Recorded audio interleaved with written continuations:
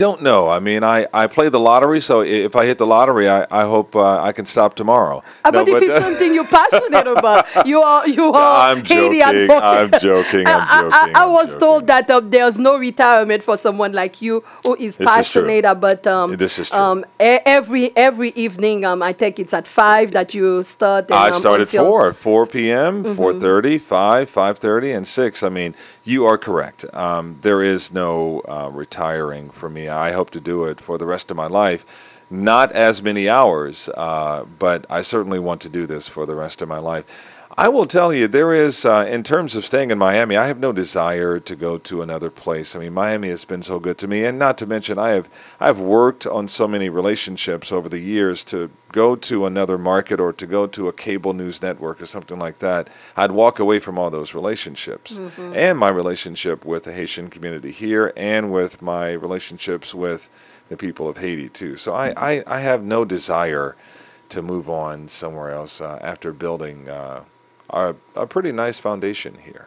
then when you come to radio TV with Dr. Flore, there are 4 P's you take with you. Then Uh-oh. and the people also get from my guess.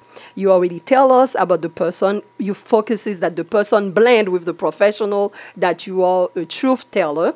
Love that. Then what makes you popular? Do you consider yourself as a popular guy? As You my know, third P? I don't. I mean, what is it to be popular? Because people see the guy on television, but I mean, last year I had one of the worst years of my life. I mean, I lost my mother. My mother was only 67 years old.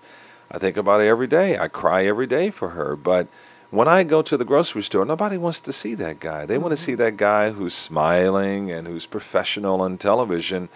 They don't want to see the guy who has problems. And you and I know this. I mean, they want the radio, Dr. Flore. They don't want some other person. Now, not everybody is that way, Yes. but for the most part, when people come up to you, the reaction is, hey, I like you on television. Take a picture with me. And there's no chance for you to really be yourself. You have to smile, even if you had a terrible day, even if you were thinking about your mother and missing her and all that, and you just wanted to go pick up some bread from Then the the store. personal, the personal Calvin is a very sensitive gentleman, very well connected to his mother, and but what kind of parent has your relationship with your mom had made you? Oh my gosh, my mother was my everything. My mother never graduated from high school, but she had a Ph.D. in common sense. I mean, how could you raise 5 children making less than $20,000 a year and never do anything illegal to make sure that they ate every day, had a roof over their head, and went to school every day? She was the center of the universe for me. I mean, she was the oxygen in the room. She was my hero. I talked to her when I got in the car going to work. I talked to her on my dinner break. I talked to her after my dinner break, and I talked to her after my 11 o'clock newscast. Here's what I know. My mother, no matter what time I called her for anything that I was dealing with,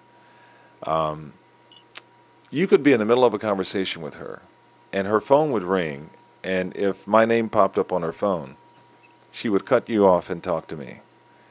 There is no other person ever on the face of this earth who will ever treat me that way. We may try. We may try you may come to close. put people on hold and say, okay, it's Calvin. Now that she's gone, and we'll ask Didier to do that. We ask some Haitians to do that. And while you're doing that, we're gonna take a pause and surprise you with something. Uh-oh.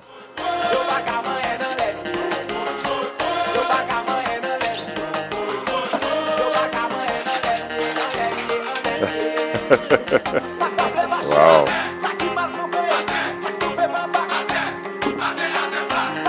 Okay, Calvin. Uh-oh. You are so hard to get to come to a radio station Wow. that we want you on Black History Month to know that you are a star and your mom, the star, is watching over you. Calvin, we are doing this with humility giving you what we call the Best Haiti Advocate Award. Wow. And remember the date of February 18 because Always. it's a mentoring month.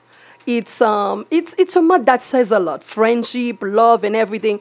I think the Haitians love you, and because you cannot get all of them, and we don't have you go dance at the carnival, then we're gonna give it to you right now. Wow. Thank you. Thank you. Thank you. Thank you.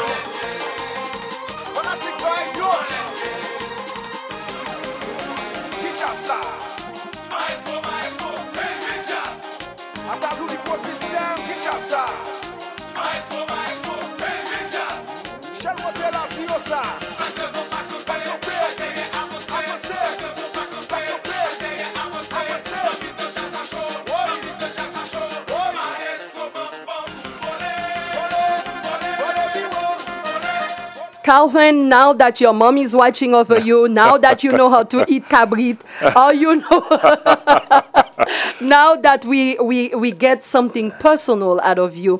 The last P. Huh? Yes, the last P is politics. Man, how much more time you got? You almost made me spit up a coffee on that one. We're closing. My You never God. thought about running for office, Calvin? No. Then we're gonna change the politics into the people guy, and because radio TV stands for inspiration, motivation, self-awareness, and fun, and we never have what we call like a last word, then I'll give you the stage for your acceptance speech. You know, my acceptance speech. Here's what I'll say to anybody who's listening.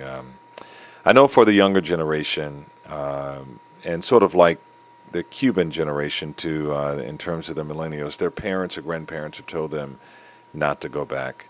I mean, clearly Haiti was under a dictatorship like Fidel Castro ruled Cuba, and now his brother Raul. So there is a very negative attitude towards going back home and revisiting your roots. But I will tell you, I will urge you, if you're a young person, go back and see it for yourself. I'm not telling you to defy your parents. I know this is really tough. I respected my mother a great deal. I never said a curse word around her, never drank wine around her. I respected her so much. But I will say, if you have an opportunity, go back and see it for yourself. Because the Haiti that your parents remember is very different from the Haiti of today. It's a different country that needs not only people to visit the country, but to bring back their skills as well. And you never know. You may get back there and you may find your passion. One thing that the country has always done and will always do, and that is when you go back, you will always leave a piece of your heart in Haiti. Always. Because it's not just the natural resources of Haiti, not just the natural beauty of Haiti that makes it so wonderful. It's the people. Imagine going into your closet, and we all do it, especially women. You go into your closet and you say, I have nothing to wear today. But imagine being able to go into your closet and you really don't have anything at all.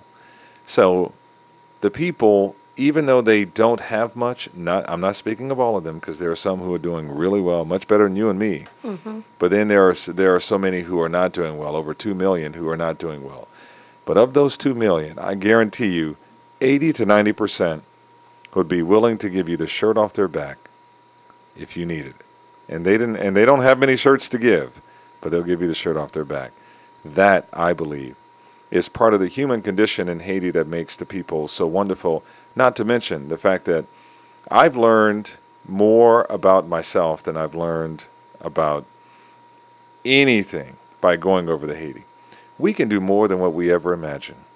Imagine not being able to have much, but yet you still persevere every single day. You wake up in the morning and you still find a reason to go. Over there are people who don't have much, and every single day they get up in the morning and they find a reason to live. And lastly, I'll say, I love how the families are together. We spend so much time on our phone. We spend so much time doing other stuff when we get around family. But imagine not having electricity 24 hours a day and the lights go out, and you have to sit by a candle with your family and actually have a conversation. And you get to know your family. You go over to grandma's house on a Sunday. Things that we used to value here in America that we don't do anymore. But yet, when you don't have much, one thing that you do have is your family over there. And that, to me, all of that is just stuff that I just cherish so much. Calvin, huge. Nothing else I need to say after that acceptance speech. Strings, they will be in town on the 16th. If you're looking for something to do, Friday and Wynwood. Oh, Wynwood, okay. Very good. Calvin Hudges. Thank you, Calvin. Thank you.